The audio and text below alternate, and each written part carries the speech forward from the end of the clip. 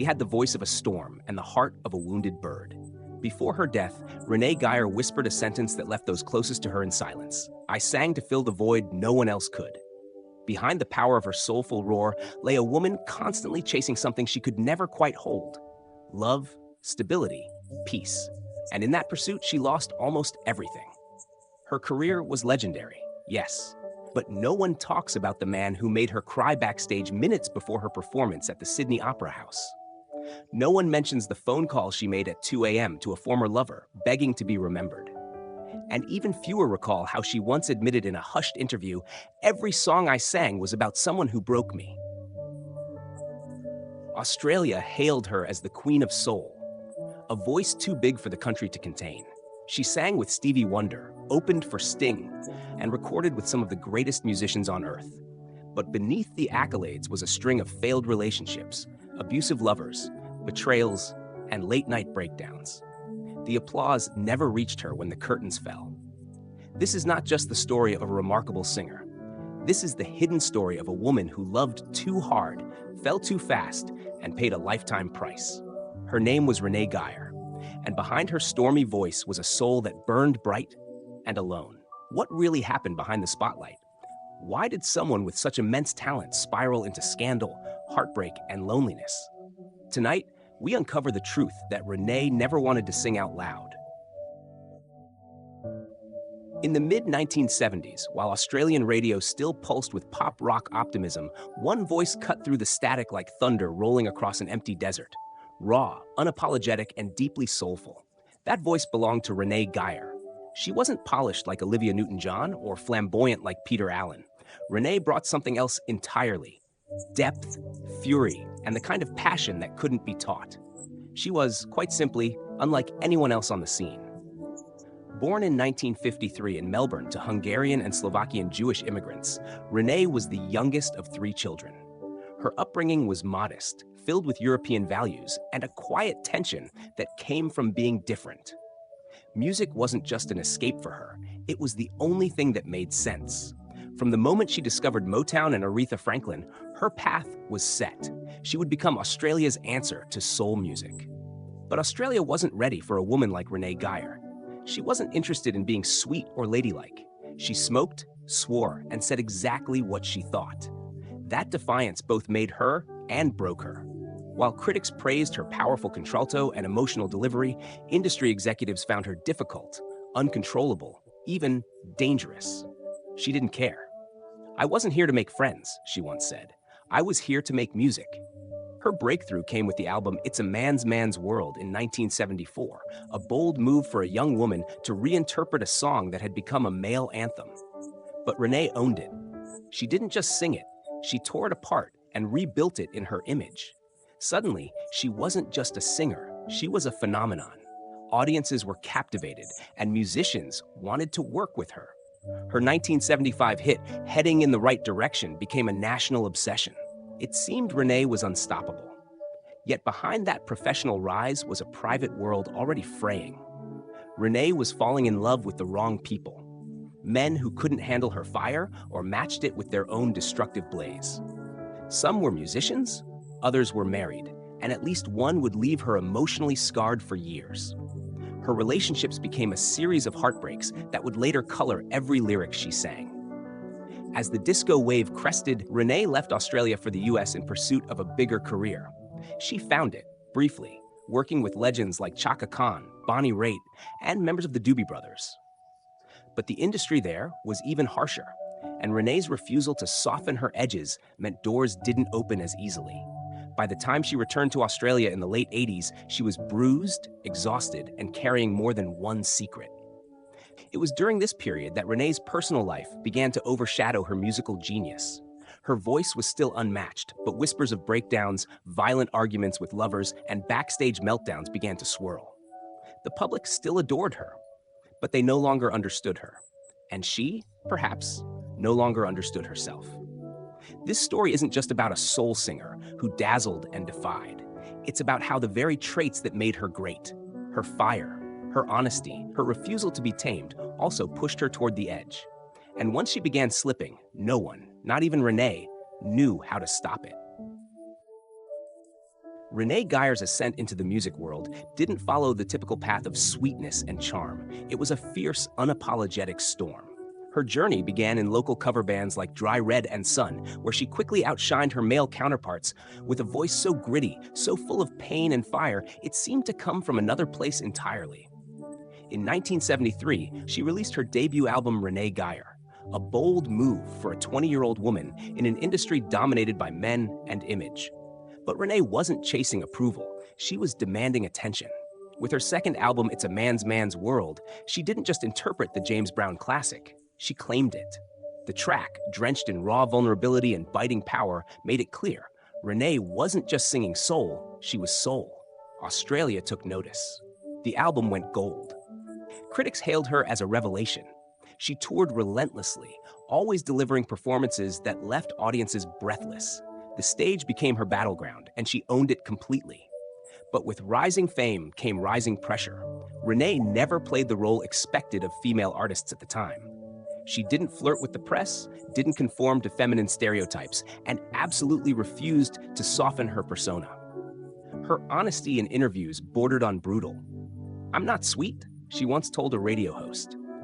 "I don't care what people think." That fire made her magnetic, but it also made her a target. Producers found her too aggressive, radio stations hesitated to promote her latest songs, and slowly the system began pushing back. Her biggest commercial success came in 1977 with Moving Along, recorded in the US with Motown's best session musicians.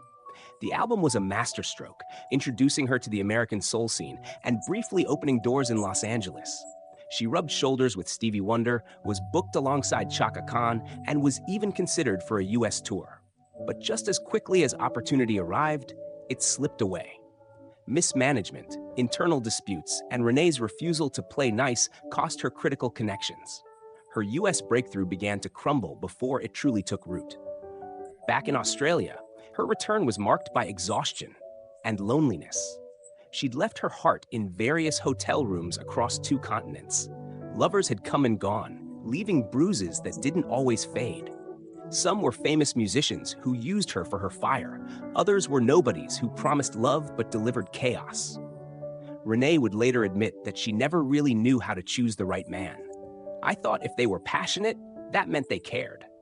I was wrong." In the 1980s, her sound began to shift. She experimented with funk, jazz, even pop, refusing to be boxed in. Her voice grew smokier, darker, as if reflecting the life she was living behind the curtain. She had moments of brilliance. So Lucky, 1981, and Say I Love You were radio favorites. But something was changing.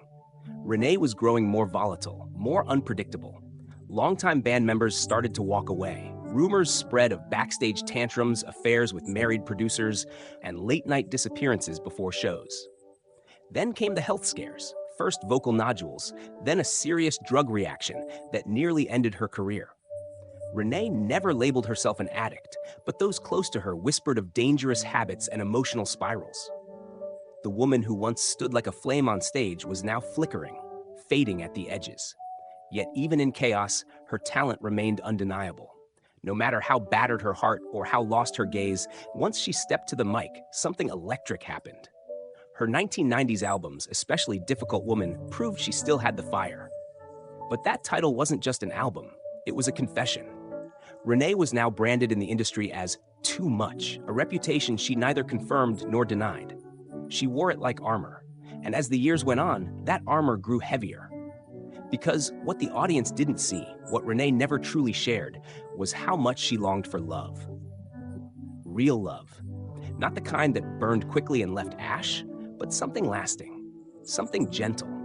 But for a woman like Renee, love never came easy. And every heartbreak pushed her just a little further from the music and a little closer to the fall. By the early 2000s, Renee Geyer had become a paradox, revered and forgotten, celebrated and feared. Her voice still summoned storms, but the industry had largely moved on, favoring safer, shinier, younger idols. What remained was a woman who had given everything to music and received in return applause that faded too quickly and love that never stayed. The public didn't know the full extent of her wounds. Few were aware of the man she lived with in the late 1980s, a relationship marked by violence and silence. Renee never named him publicly, but friends recalled her showing up at rehearsal with bruises, always covered, never explained. When asked, she would shrug, "He's just passionate." But the truth was darker. She was trapped in a cycle of emotional and physical abuse, hidden behind rehearsals and studio sessions. One night, after a brutal argument, she locked herself in a motel bathroom for hours, weeping uncontrollably while her band waited for her at a sold-out venue. There were other men, too, lovers who used her fame, producers who promised to rescue her career only to demand control in return. She once confessed bitterly, "In this business, they love you when you're on stage, but when the lights go off, they disappear." Behind her difficult persona was a frightened, aching heart. She had no children, no lasting partner, and by her late 50s, she was living alone, her closest companion a pet dog named Django. Interviews from this period reveal an older, rawer Renee, less guarded, more honest. "I wasn't meant to be happy," she said in one 2011 interview. "I was meant to sing." The pain manifested in self-sabotage. In 2015, Renee was charged with assault after allegedly yelling racial slurs at a hotel receptionist. The headlines were brutal: soul diva or public menace. Public sympathy vanished. Some fans walked away. But what most didn't know was that she was undergoing treatment for breast cancer at the time. Her body weakened, her spirit hanging by a thread. She later apologized, but the damage was done. Once again, her name was smeared, not for her music, but for her temper. Still, she performed, always. Even when her voice began to strain, even when the gigs were smaller and the audiences thinner, she sang in clubs, at jazz festivals, at charity shows. "I'll die singing," she said, and in a way, she did. In 2023, Renee underwent hip surgery. During recovery, doctors discovered inoperable lung cancer. It was fast. Within weeks, she was gone. Australia barely had time to process it. There were no major tributes on primetime television, no full retrospectives, just a few headlines, a few mentions. Some fans mourned online, but it all felt too quiet for a voice that had once shaken walls. Close friends revealed that in her final weeks, Renee was calm. She listened to Marvin Gaye and Ella Fitzgerald, smoked when she could, and refused chemotherapy. "Let it come," she reportedly told a nurse. "I'm done fighting." Her funeral was intimate. No glitz, no spectacle. Just music, laughter, a few tears, and silence, heavy, unforgettable silence.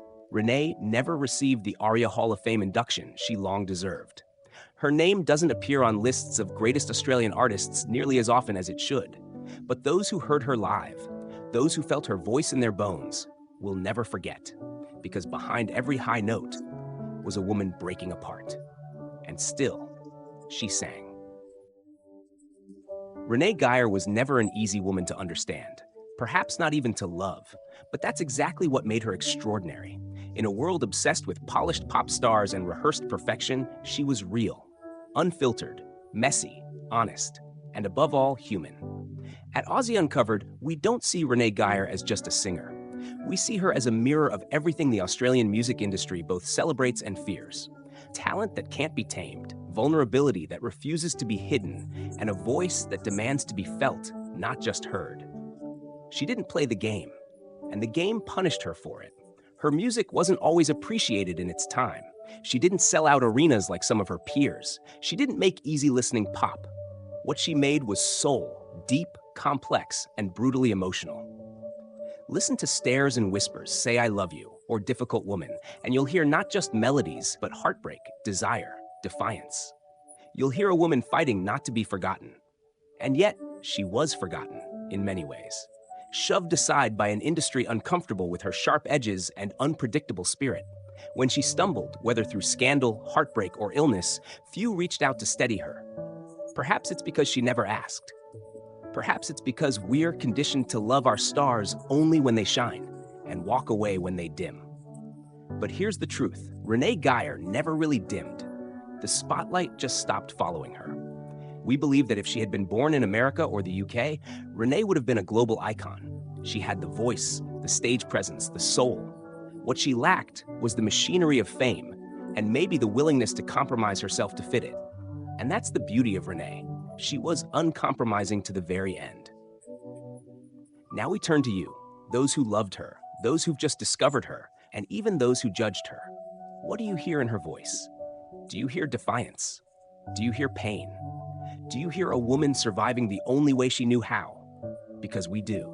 And we believe Renee Geyer was not just one of Australia's finest vocalists, she was one of its most honest artists. Warts, wounds, brilliance, and all.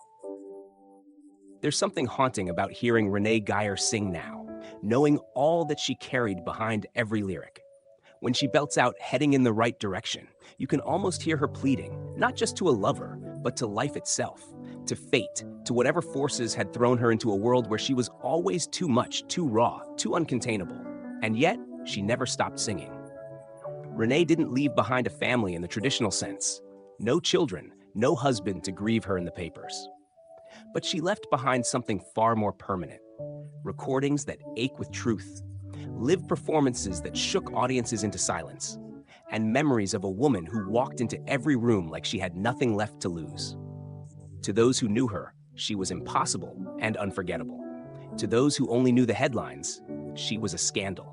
But to those who truly listened, she was a storm, a soul in flames. Some stories don't get told because they don't fit neatly into success or failure. Renee Geyer's life was neither. It was a fight, a howl, a long, beautiful fall through the sky with no parachute. And for those who saw it, who felt it, they will never forget. Because now you know.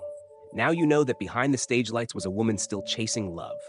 Behind the accolades was a bruised heart that never stopped hoping. And behind that unforgettable voice was a life no less powerful, no less tragic than the songs she sang. Some stories are never told, but now you know.